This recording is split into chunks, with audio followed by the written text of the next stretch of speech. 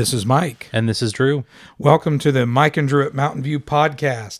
It is May 14th, and for episode 19, we want to know, does boredom serve a purpose in life?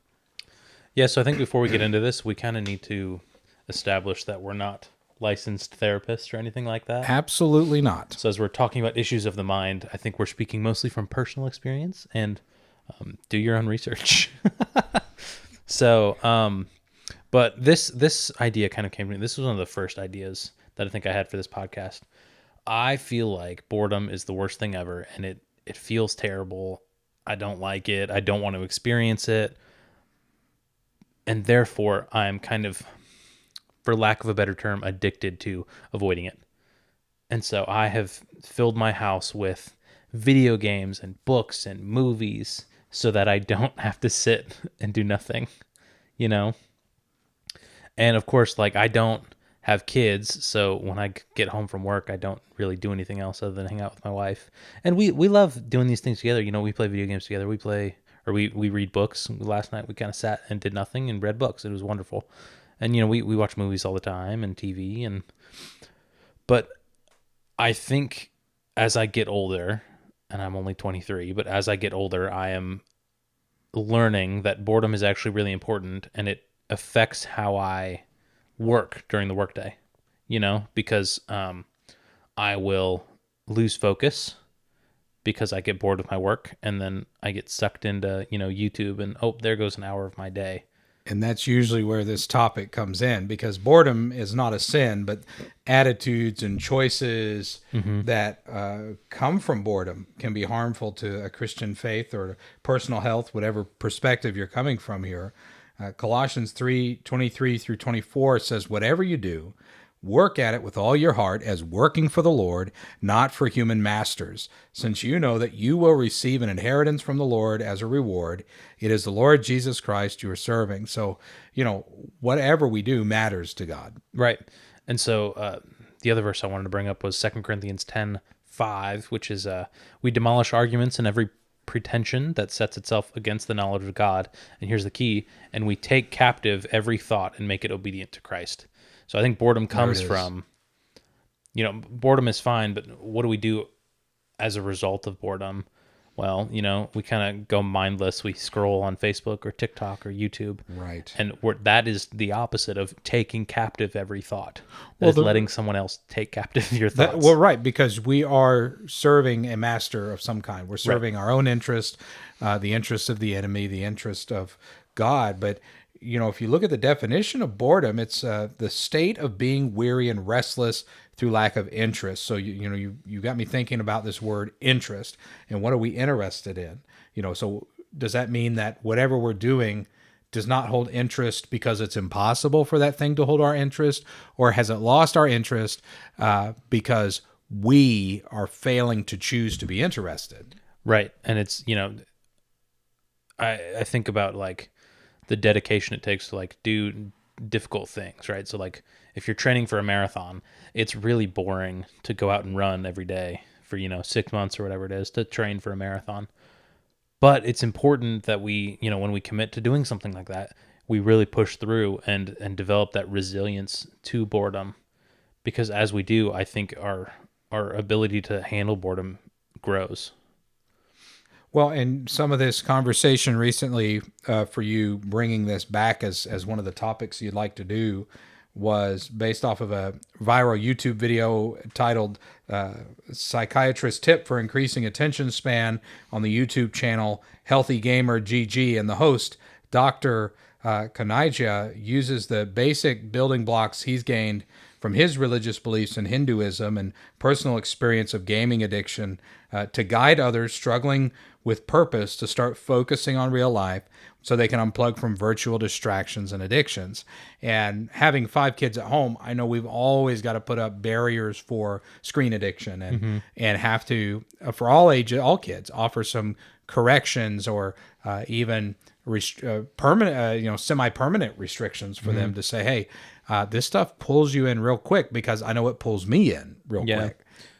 Yeah, I was just listening to a podcast actually with Dr. K, and he was talking about how, like, you know, a lot of gamers, they'll play for like 8 hours at a time, But you ask them in the middle of hour 5, like, are you having fun? They're not having fun. They're just like Right. addicted to it. And you know, I've been there. Like, I think it was yesterday. I was playing video games with the boys, and it was like we're trying to beat this boss battle, and we're not having fun at all. But we want to like beat it because we're really trying hard to do this thing. And it's like, well, there goes my whole afternoon. Now that was an afternoon spent like hanging out with my friends that I don't really talk to that much. So that was a good positive experience. But could it have been done? We all are doing something a little bit more beneficial to our brains. So the other thing I wanted to talk about was the idea that because of technology and of course these video games and stuff, back in the day before my time, but not long before my time. Watch it. Well, so you're studying at home or at the library, and you get bored with your studying, right? And what do? Your mind kind of wanders. I don't know. But then like you kind of catch yourself pretty quick, 5-10 minutes, and you're back to work. Now, when I get bored now, I press a button and the internet is opened up to me and I get sucked in for an hour, 2 hours, 3 hours, and I've lost my day. And so there's these companies, Facebook, Google, all these people that all they're trying to do is make a paycheck, right? They just want to sell us, these videos so that they make some money. And that's fine. They're allowed to do that. This is a capitalistic society. They're allowed to do that. But we need to understand that we're being conditioned to like get sucked into these things. And so we have to set these boundaries so that we're not getting sucked into these things. Yeah. And I was brought up, like you say, really before the internet took over the way it did. It was around some basic versions of it. But I grew up in a household. I'd hear from my grandma at times the quote from the successful author and biochemist Dr. Isaac Asimov, well known in the 50s and 60s, who famously said, "An intelligent man is never bored." And so I was always told, hey, intelligent people can never be bored. It's just not an option. And so the homeschooling culture I grew up in, I would not say I was bored. It was just not an option. And so in my mind, everything I saw, a blade of grass, a blank wall, was a chalkboard of education. And so for me, I don't remember zoning out or getting bored in my reading. I wasn't brought up with that choice mentally.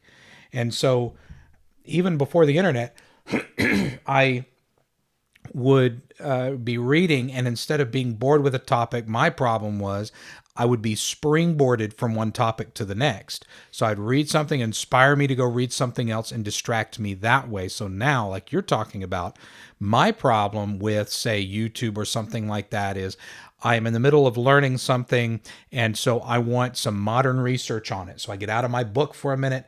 I want to say, okay, what's going on with the Nile River now? I'm studying the story of Moses. Right. What's going on with the Nile River? Oh, wow, it's drying up. And here's some articles about the drying up of the Nile River. And then there's the YouTube link to see a hippopotamus fighting a crocodile in the Nile River. And then all of a sudden, so I watched this 2 to 3 minute clip because I got to guard my time. And I don't believe it's wise ever just to browse the internet. So I then see the next suggested video, is like a mountain lion versus a wolf. And I've got a decision right then and there. Right. And that's where it is. And so I have to, because I'm responsible to provide for my family, and I want to stay on track so I can finish these assignments for me, self-assignments on time. I'm going to close that off and say, maybe the kids and I can watch that later. Otherwise, I would be very tempted to just start down that rabbit hole that doesn't end. Well, and it's actually so much worse than that because they've kind of figured out that people might do that. They, close the browser.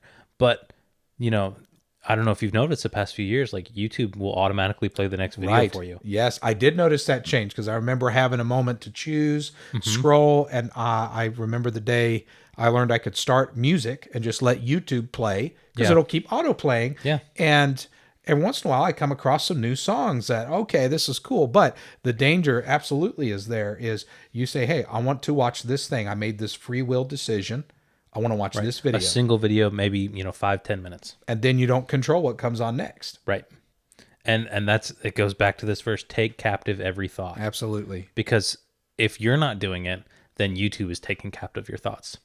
And that's a problem. And I think that's the heart of why you wanted to talk about this, is to raise awareness that the world keeps changing, and this is one specific change where there is an autopilot nature to online streaming entertainment, and such as YouTube videos, whether they be short clips. I watch stuff with the kids and they'll make suggestions. Hey, this video clip's going around at school. Okay, so I want to watch it. And then I say, hey, here's this video clip I thought you guys would like. And it's neat family bonding time. I'm learning about them and their interests. They're learning about me and my old antique interests, and whatever. But if I'm distracted, I take a phone call, well, then the video cycles and it might not be that great, right? Whatever comes on next, and all of a sudden it's, oh, what's on the screen, That did not even 5 to 8 years ago. That wasn't the world we lived in. Right. And that's, there's a lot of like with AI generated stuff that actually happened a lot. That's a whole other topic we don't have to get into. But the idea that like, it could be literally anything that pops up on the screen. And it's like, oh, that's definitely not something we want to show our kids or need to see myself. Right. And if you're listening to this and you're thinking, well, I grew up in a time when there was commercials you couldn't control and all this. Yes and no. You could still choose which channel and what shows at what time you were going to watch. You choose to turn it off. Or you choose to turn it off. Or, what you could still do with YouTube. But also remember, YouTube is the Wild West. It's not like your television shows or even commercials. Right. Literally anything could be on YouTube. Now, there's some moderation, but there is not nearly as much as, in a Christian household you probably wouldn't want. Yeah, in a Christian household or even just a moral household, if you have standards and you say, I don't want my kids watching certain things.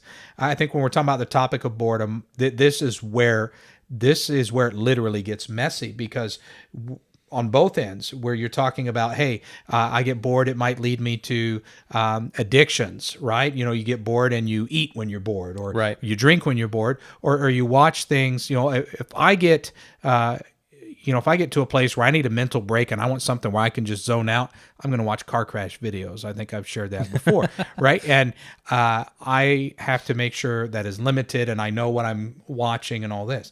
Okay, well, that is where it is still fertile soil to zone out enough where you're no longer on guard, and whatever comes across your mind, you're gonna do. Whether that's watching something or going and doing something, your mind gets to a place where it's not on guard. And the verse you read earlier, you stop taking that thought captive. That's right.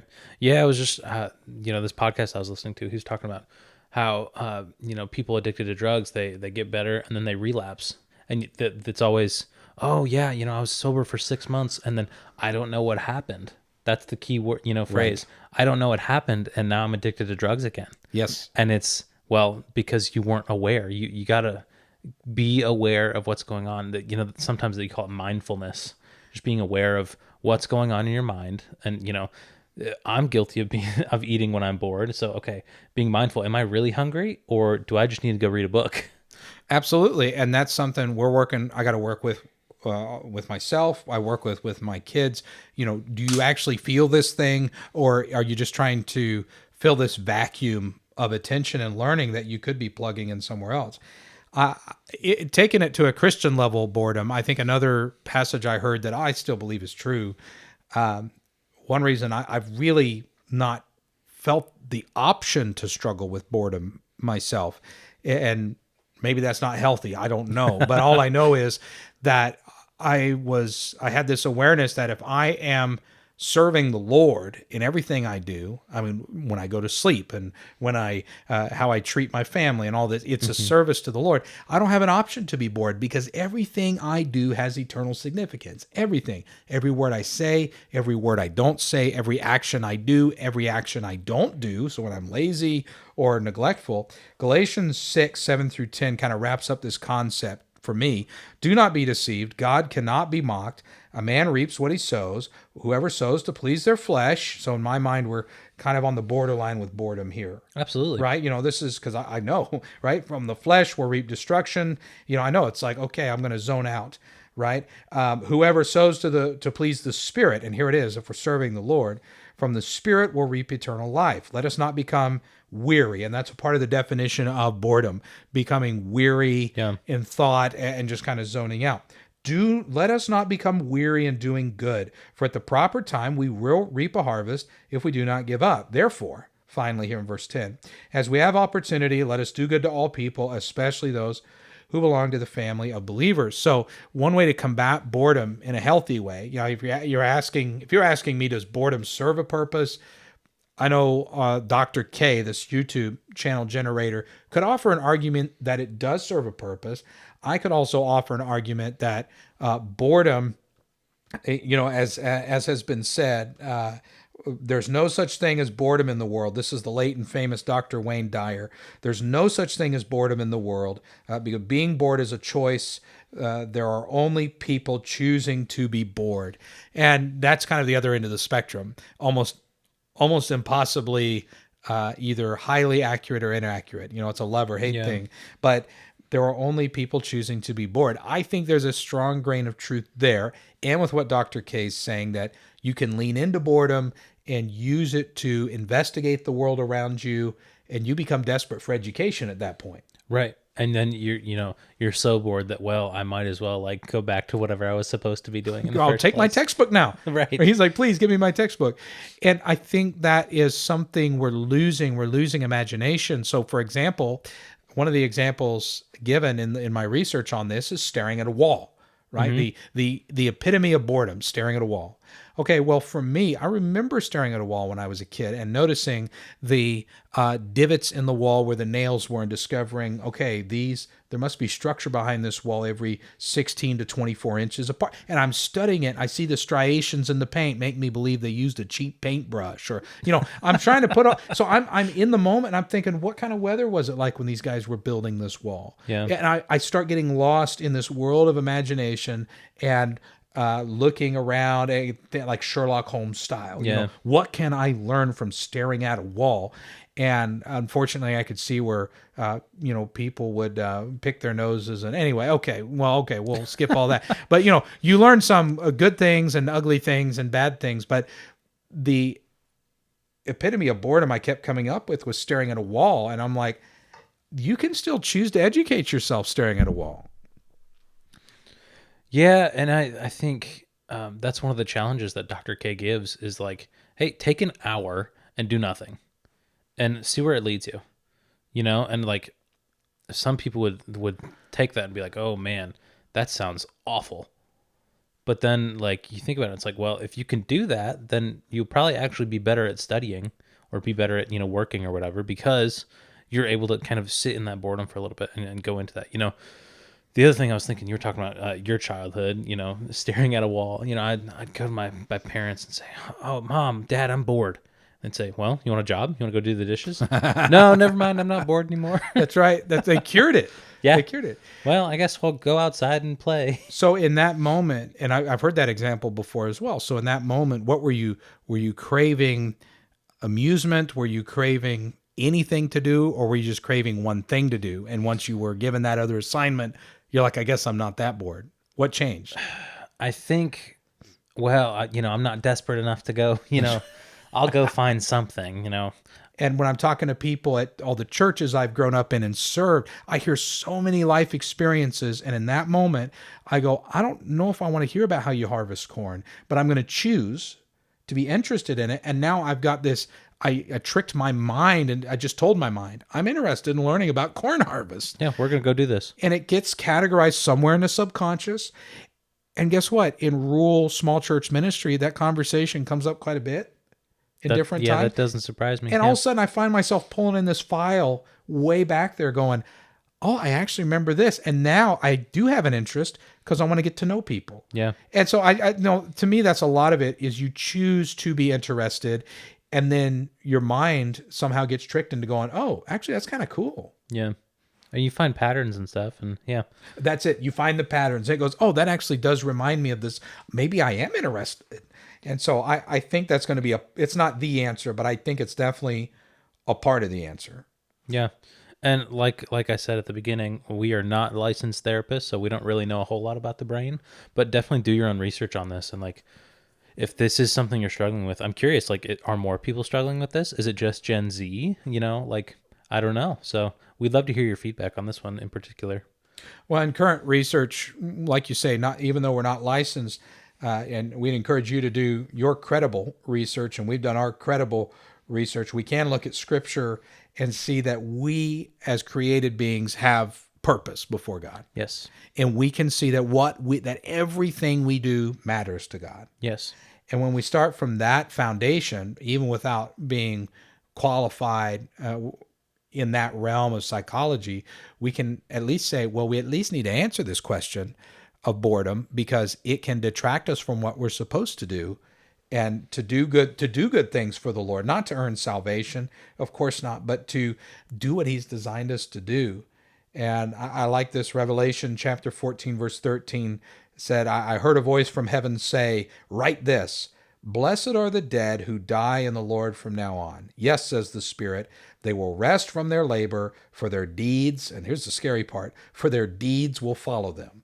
And so for us, again, what we do matters. So if that isn't enough to inspire us that the dishes we wash, the floors we sweep, the cars we maintain, the people we serve, the jobs we work, and the relationships we build, the behind-the-scene chores, the major accomplishments, if those things aren't enough, if doing those things well, just for the Lord's sake, isn't enough to motivate us, then that's where we got to come back and do a little bit of repair work. Yeah. And say, do we realize what's at stake? Do we realize how important this life is? Yeah, and I think, bringing a purpose-driven mindset to this, Yes. we are living for a purpose, for God. We're not at all focused on okay, what's going to entertain me this week or today.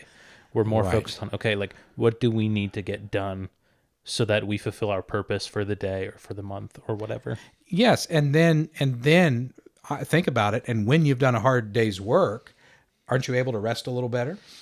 Yeah, for sure. And that's something my parents have always instilled in me. Hey, work hard throughout the day so that you get a good night's sleep. And yeah, for sure. Well, we are coming to the end of our time here, and I just want to say, honestly, I would come up with a bumper sticker cliche you'll never be bored when serving the Lord, but I don't want to make you throw up inside your mouth, so I won't do that. But I will say boredom is a struggle when we have so much entertainment around us. But like you say, if we can, what was that first verse you had there at the beginning? Taking captive every thought. I think that's the key verse here. Forget all the verses I read.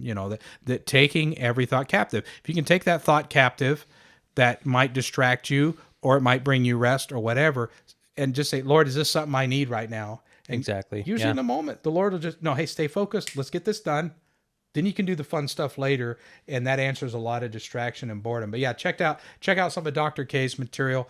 Look up some of these verses we've shared, and that's. I don't want to bore any of you listening to this, so we're going to wrap it up. This has been Mike, and this has been Drew. Thanks for listening to the Mike and Drew at Mountain View podcast. We just got a few more here. One more. This is episode 19. Oh man, so we're going for 20. But we still got the email. That's right. Podcast at MVCC6mile.org. It's the number 6. And I want to hear your feedback on this. So I'm really curious. So email us, please. But yeah, thanks for listening. Share this with your friends and family. And yeah. And drink your coffee. That's good. Yeah.